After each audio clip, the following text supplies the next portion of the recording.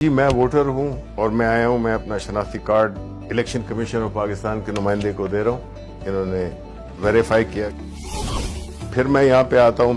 یہاں پہ presiding officer کھڑے ہیں. پریزائڈنگ آفیسر میرا آئی ڈی کارڈ چیک کرتے ہیں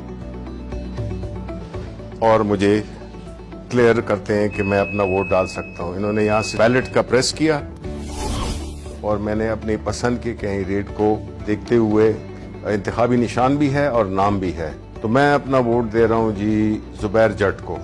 بیٹ یہ میں نے دبا دیا اپنا ووٹ. یہ یہاں سے ووٹ نکل آیا. اب یہ میں پرچی لے کر اور اس کو بیلٹ پیپر میں جو الیکشن کمیشن کا وہ اس میں ڈال دیتا ہوں. اب جب ووٹنگ ختم ہو گئی ہے تو سارے پولنگ ایجنٹس کو بلا لیا جائے گا. پریزائڈنگ آفیسر کہیں گے کہ جی ٹائم ووٹنگ کا ختم ہو گیا ہے, کوئی ووٹر موجود نہیں ہے جو پولنگ سٹیشن ہے. سب کی تسلی ہو گئی. آپ اس سیل کو کھولیں گے جو کہ پہلے اس میں سٹارٹ تھا. جب پولنگ سٹارٹ ہوئی تھی تو انہوں نے سٹارٹ کا بٹن دبایا تھا. اب یہ کلوز کا بٹن دبائیں گے. اب پولنگ بالکل بند ہو گئی. اب اگر یہ بھی کرنا چاہیں, سٹارٹ کا بٹن بھی دبانا چاہیں دوبارہ, تو یہ نہیں کر سکتے. اب کنسولیڈیٹڈ ریزلٹس چاہیے تو پریزائڈنگ آفیسر پھر آپ دبائیں ریزلٹس. یہ ریزلٹس میں اور یہ آپ کی اسی وقت آپ کے پاس پورا جو بھی کینڈیڈیٹس تھے. یہاں پہ چونکہ زبیر جٹ کو ایک ووٹ پڑا تھا تو صرف ان کے آگے ایک ووٹ لکھا ہوا ہے, باقی کسی کا کوئی ووٹ نہیں تھا. یہ جو لسٹ ہے اس میں پریزائڈنگ آفیسر سائن کریں گے اور اس کے بعد جو بھی پولنگ ایجنٹس ہیں وہ سائن کریں گے. ہم نے پھر ایک اپلیکیشن ڈیولپ کی ہے جس میں کہ جو کیو آر کوڈ ہے اس کو جو پریزائڈنگ آفیسر ہے اس کے پاس اس کی اپلیکیشن ہوگی, وہ اس کو سکین کرے گا. اب کسی اور عام فون پہ کریں آپ.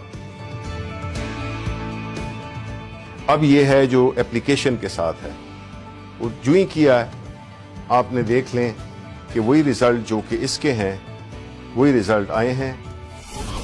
اس کو ہم نے ریلے کرنا ہے واپس الیکشن کمیشن آف پاکستان کے ہیڈ کوارٹر کو. وہ پھر ایک ٹیکنالوجی جس کو کہ بلاک چین ٹیکنالوجی کہتے ہیں, اس کے استعمال سے کچھ سیکنڈ میں یہ جو ہے تو ریلے ہو جائے گی اور پہنچ جائے گی ایک بہت ہی چھوٹی فائل کی صورت میں. کلو بائٹس میں میرا خیال ہے کلو بائٹس میں پہنچ جائے گی. تو نہ سسٹم بیٹھے گا اور نہ کوئی اور کمپلیکیشن آئے گی.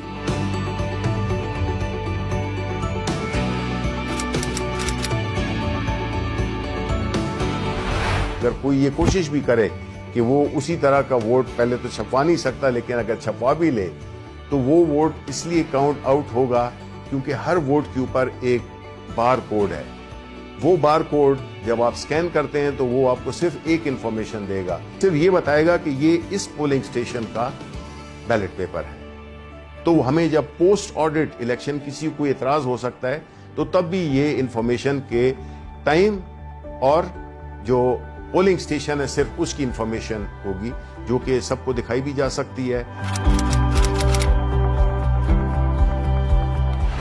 بلاک چین ٹیکنالوجی کا جو بنیادی کانسیپٹ ہے وہ یہی ہے کہ اس کو چونکہ ملٹیپل اس کی لیجرز ہوتے ہیں تو اس کو کوئی چینج نہیں کر سکے گا, آلٹر نہیں کر سکے گا.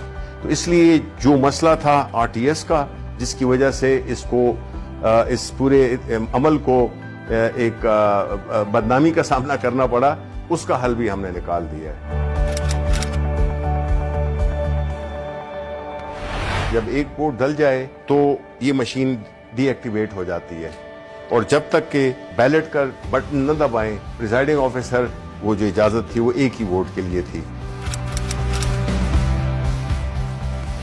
یہ صرف مشین نہیں, یہ پوری ایک سوچ کی تبدیلی ہے, اس نظام کی تبدیلی ہے. لوگ دھونس کے ذریعے, پیسے کے ذریعے اور مختلف غیر قانونی ہتھ کنڈے استعمال کر کے وہ ہارے ہوئے الیکشن کو جیت میں تبدیل کر دیتے تھے اور جیتے ہوئے الیکشن کو ہار میں تبدیل کر دیتے تھے. چونکہ ایک سٹینڈ الون مشین ہے جس میں کہ اس کا نہ کوئی انٹرنیٹ سے تعلق ہے, نہ اس کا کوئی وائی فائی سے تعلق ہے, نہ اس کا کوئی بلوٹوتھ سے ہے, تو یہ بیرونی اثرات سے یہ بالکل مبرہ ہے. دوسری بات یہ ہے کہ اس مشین میں کوئی آپریٹنگ سسٹم نہیں ہے جس کی وجہ سے اس میں نہ بگز ڈالی جا سکتی ہیں, نہ اس کو ہیک کیا جا سکتا ہے. جو کوئی بدعنوانی ہو سکتی ہے یا کوئی شیطانی ہو سکتی ہے کہ کوئی اس میں ایلفی ڈال دے بٹنز میں, تب بھی اس کی مشین کی پرفارمنس میں فرق نہیں پڑے گا. کوئی کیل لگانے کی کوشش کرے تو بھی نہیں ہوگا، پن لگانے کی، پانی پھینکنے کی، کوئی اور لیکوڈ پھینکنے کی، اس کی پرفارمنس کو بالکل افیکٹ نہیں کر سکتا۔